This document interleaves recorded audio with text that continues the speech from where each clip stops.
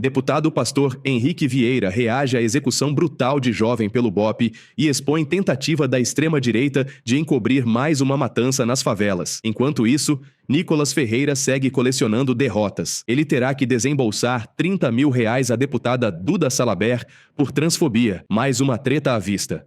Hugo Mota volta atrás, libera a votação da cassação de Zambelli e deixa deputado bolsonarista em surto. Fique até o final para se informar das notícias mais importantes do dia aqui na Mídia Ninja. Antes de mergulharmos nas notícias bombásticas de hoje, inscreva-se no canal e ative o sininho para não perder nenhum detalhe. O deputado pastor Henrique Vieira trouxe à tona a tentativa da extrema-direita de distorcer os fatos e encobrir mais uma execução policial nas favelas do Rio de Janeiro, dessa vez no caso Eros Guimarães. O BOPE não pode patrulhar, não pode chegar para ver se está tudo bem, se posicionar e ficar observando as pessoas de bem festando, agora são recebidos a tiros. O governador do estado do Rio de Janeiro afirmou que havia confronto e que os policiais foram recebidos a tiros. Não é uma conclusão do pastor Henrique. A própria polícia, o comando da região não foi avisado. E o governador está afirmando que não houve tiros por parte ali do crime. Foi dito que a polícia chegou observando. Olha, isso beira a piada de mau gosto. Eu quero lembrar que uma pessoa morreu. O BOPE não chegou para observar uma festa. Só pode ser maldade ou ignorância. O Rio de Janeiro está entregue ao crime organizado. Foi dito aqui também. Nos últimos 30 anos são governos de direita. Me expliquem vossas excelências, por que isso está acontecendo no Rio de Janeiro. O office boy Eros Guimarães Mendes foi alvejado no abdômen pelo BOPE e morreu durante uma festa junina realizada na comunidade vizinha à sede do batalhão. O evento reunia moradores locais, entre eles mulheres, crianças e idosos, quando a operação policial interrompeu brutalmente, tirando a vida do jovem e fazendo outros feridos. A mãe de Eros chegou a relatar que policiais arrastaram o corpo do filho, colocaram uma grade sobre ele para impedir o socorro e ainda o arrastaram escada abaixo. Segundo o deputado, dados do Instituto Fogo Cruzado apontam que, em 8 anos, 268 crianças foram baleadas no Rio. A maioria era negra, moradora de favela. 59% foram vítimas de balas perdidas e 26% foram atingidas em operações policiais.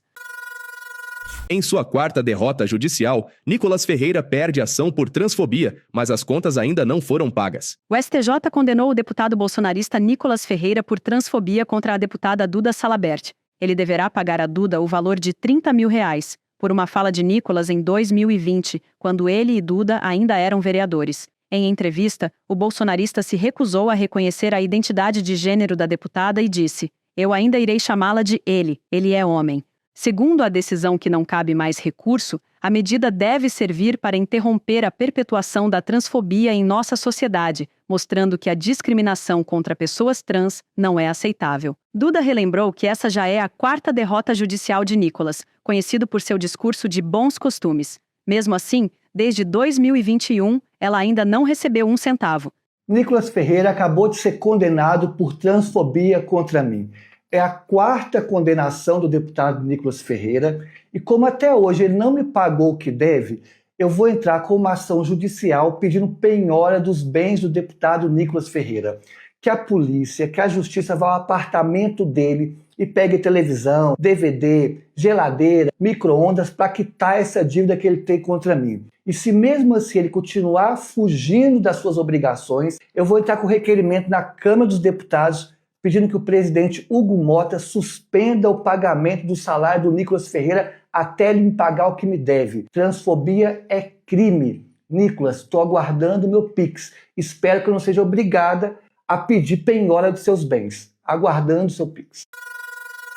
Michele Bolsonaro participa de seminário anti-aborto com fetos de plástico na Câmara. A ex-primeira-dama Michele Bolsonaro participou de um seminário contra o aborto na Câmara dos Deputados, enquanto o marido, Jair Bolsonaro, era interrogado pelo Supremo, na última terça-feira. Ao ser questionada sobre o julgamento, Michele se irritou. Eu vou atrapalhar o evento da primeira-dama. Eu não posso perder, Michele. Primeira-dama, tudo bem? vez. Posso tirar uma selfie contigo? Obrigada, Deus abençoe você. Qual a expectativa da senhora para o julgamento de hoje? Para o depoimento? Nós estamos no movimento Pró-Vida. Vamos esperar isso aqui, tá? Não vamos. A senhora gostaria de comentar? Profissional, nós estamos no evento Pró-Vida, que é uma pauta. Tá bom, pode ir. Só perguntar o que a senhora acha. Não vai, hoje não vai ter comentário sobre isso. Tá vendo? Não, totalmente. Se a senhora pudesse dar uma entrevista, eu já pedi para o coronel, inclusive. Você está falando de julgamento, tem que ir lá para a porta do STF, meu amor. Mas é a opinião da senhora. Tudo bem, A mas minha eu opinião não. é que é um Brasil sem aborto. Com a presença do deputado Nicolas Ferreira e da senadora Damares Alves, músicas evangélicas e bonecos que simulavam fetos compuseram o cenário usado para reforçar a narrativa conservadora. No site da Câmara, o encontro é descrito como um esforço para reafirmar os princípios fundamentais da dignidade humana e da proteção à vida. Vale lembrar sobre a intenção da extrema-direita em criminalizar ainda mais o aborto no Brasil, inclusive nos casos hoje permitidos por lei, como estupro, risco de vida da gestante e anencefalia fetal, tentando impor retrocessos nos direitos das mulheres. Hugo Mota coloca a cassação de Zambelli no plenário e deputado bolsonarista dá piti. O presidente da Câmara dos Deputados, Hugo Mota, recuou no caso de Carla Zambelli, um dia após declarar que não colocaria em votação a cassação da bolsonarista. Mas na última terça-feira, ele anunciou que a cassação será votada no plenário da Casa. O deputado do PL, André Fernandes, tentou colocar Mota contra a parede sobre o papel da Câmara dos Deputados, e o presidente da Casa rebateu. Eu disse que iria cumprir a decisão judicial porque ela, diferentemente daquilo que foi a prisão da deputada, porque a prisão não aconteceu, que nós teríamos que trazer com urgência aqui para o plenário, até porque a deputada não está em território nacional, ela optou a ir para outro país. Eu não fui notificado sobre a prisão, por isso que eu não trouxe a prisão ao plenário. Eu fui notificado sobre o bloqueio dos seus vencimentos e eu, antes de conceder até o bloqueio, porque eu tenho que cumprir a decisão do ministro do Supremo Tribunal Federal, eu concedi o pedido de licença que a própria deputada tinha feito anteriormente para tratamento de saúde e para interesse pessoal. Essa licença ela foi concedida já convocando o seu suplente para tomar posse. Foi essa a minha decisão acerca daquilo que foi chegado à presidência da Câmara até então. Com relação ao cumprimento da decisão acerca do mandato da deputada Carla Zambelli, eu darei o cumprimento regimental. Qual é o cumprimento regimental? Nós vamos notificar para que ela possa se defender e a palavra final será a palavra do plenário. É isso que nós vamos fazer. Isso é cumprir a decisão. Então, não ache, viu, deputado André, que eu estou tomando essa decisão por causa do seu discurso. Eu acho que houve uma confusão ou uma precipitação da minha avaliação. Essa decisão ela poderia ser cumprida pela mesa ou pelo plenário. O plenário é que tem a legitimidade dessa casa, é o plenário que decide para onde essa casa vai. E ele é soberano e está acima de qualquer um de nós. Então esse será o cumprimento que nós vamos dar à decisão acerca da deputada Carla Zambelli, dando direito à ampla defesa, nós fazendo tudo conforme o regimento da casa, que é o que tem nos guiado até aqui, o que continuará a nos guiar. Então eu só quero deixar isso aqui registrado para que Vossa Excelência não mais ache que nós iremos tirar o direito do plenário de se manifestar acerca desse caso e de qualquer um outro. Plano de fuga europeu? Ex-ministro de Bolsonaro vira alvo da Polícia Federal por suposta tentativa de ajudar Cid a conseguir cidadania portuguesa. Após um pedido da Polícia Federal, a PGR autorizou a abertura de uma investigação contra o ex-ministro do Turismo do governo Bolsonaro, Gilson Machado. A suspeita é que Machado tenha tentado ajudar o tenente-coronel Mauro Cid a conseguir um passaporte português no Consulado de Portugal, em Recife. O objetivo, segundo a investigação, seria facilitar a saída do militar do país, mas o ex-ministro não conseguiu obter a emissão do documento. Gilson nega a acusação e afirma que entrou em contato com o consulado português para renovar o passaporte de seu pai. Já a Polícia Federal afirma ter encontrado no celular de Cid arquivos que indicam que ele tentou, em janeiro de 2023, obter a cidadania portuguesa. Na manifestação, a PGR defende a necessidade de determinar busca e apreensão, além da quebra do sigilo telefônico e das mensagens do ex-ministro. A peça da PGR foi enviada ao STF, que agora deve decidir sobre o pedido.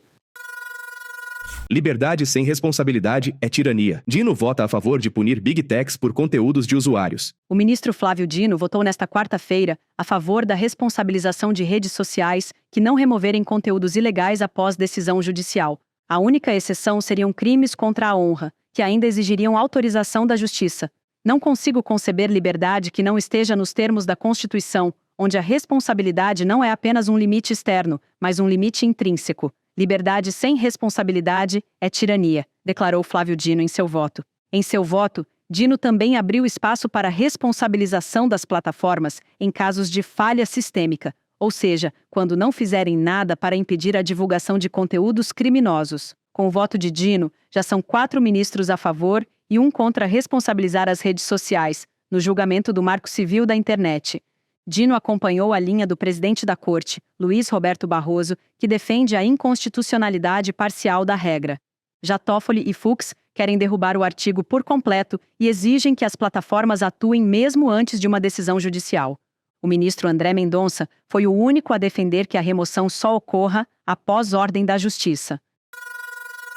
Brasil exige libertação de Tiago Ávila. Ativista enfrenta isolamento, chantagem e pressão ilegal em Israel. O ativista brasileiro Tiago Ávila, detido por Israel durante uma missão humanitária rumo a Gaza, foi levado para uma cela solitária após anunciar greve de fome e se recusar a assinar um termo de deportação. Isso implicaria assumir a culpa por entrada ilegal no território de Israel, mas segundo sua advogada, eles estavam em águas internacionais com embarcação civil desarmada, com autorização para navegar. Ela denunciou a ameaça de mantê-lo isolado por até 7 dias em uma cela escura, além de ter que optar se vai falar com a autoridade consular ou com a defesa. A advogada comunicou aos familiares que isso é ilegal e que, se acontecer de fato, levará o caso à Corte Suprema. A justiça israelense determinou a expulsão de Tiago Ávila do país. Por enquanto, 4 ativistas da missão foram deportados, incluindo a sueca Greta Thunberg. Em nota, o Itamaraty reforçou a condenação à interceptação do barco Madeleine em águas internacionais, classificando a ação como uma violação do direito internacional.